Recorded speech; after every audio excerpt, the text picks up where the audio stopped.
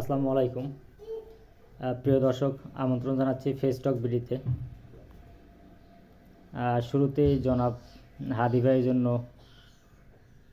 দোয়া রইল, আল্লাহ যেন খুব দ্রুত তাকে আমাদের মাঝে ফিরিয়ে দেয়। দোয়াটা বেশি রইল তার মেয়ের জন্য, কারণ আল্লাহ তাকে একটা সন্তান দিয়েছেন। একজন সন্তানের কাছে যেন তার বাবা খুব দ্রুত ফিরে আসে, এই জন্য আমরা সবাই তার জন্য দোয়া করব। কিন্তু তার মাঝে আসলে দেশে অনেক কিছুই ঘটে যাচ্ছে। আজকে বিশাল এক শোডাউন হয়েছে স্বরাষ্ট্র উপদেষ্টার পদত্যাগের জন্য। একজন তো বলেই ফেলছেন, স্বরাষ্ট্র উপদেষ্টাকে যে পদত্যাগ করাতে পারবে তাকে 1 কোটি টাকা দেওয়া হবে। দেখেন,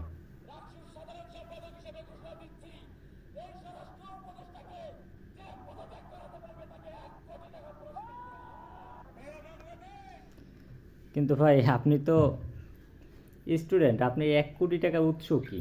1 কোটি টাকা তো অনেক টাকা ভাই। আমি তো ঠিকমতো খেতে পারছি না, কিন্তু আপনার কাছে 1 কোটি টাকা, এটা তো অনেক টাকা ভাই।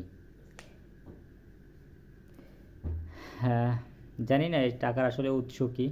আপনারা কখনো খোলাসাও করবেন না যে একজন স্টুডেন্ট কিভাবে 1 কোটি টাকার ঘোষণা করতে পারে। টাকা বা এর আয়ের উৎস কী থাকতে পারে, একমাত্র আল্লাহই ভালো জানে। তবে আজকে যে ব্যক্তির জন্য আমরা দোয়া করতেছি,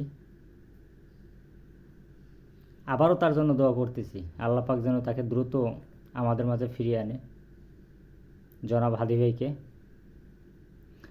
আর এই হাদি ভাইয়ের উপরে যে আক্রমণ করা হয়েছে, যে গুলি করা হয়েছে, এটাকে কেন্দ্র করে অনেক দলই, বিশেষ কোনো দল আছে যারা আসলে পানিটা বিশেষ করেই ঘোলা করতেছে।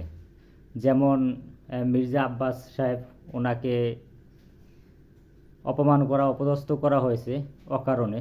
আজকে আবার স্বরাষ্ট্র উপদেষ্টার পদত্যাগ চাওয়া হয়েছে তারই পাশে দাঁড়িয়ে। আপনারা দেখেন তার চেহারাটা কেমন লাগে, কি অসহায় একটা মানুষ। উনি আসলে কিন্তু ভদ্র মানুষ, আর ভদ্র মানুষ বিধেই কিন্তু আসলে এ ধরনের এগুলো করতে পারতেছে ওনার সাথে। তো আমরা আশা করব আসলে এ ধরনের করা ঠিক না। আপনারা দেশের প্রতি মনোযোগ দিন। আপনারা যদি দেশকে ভালোবাসেন তাহলে দেশের প্রতি মনোযোগ দিন। আসলে এই ধরনের নোংরা রাজনীতি এগুলো বন্ধ করেন।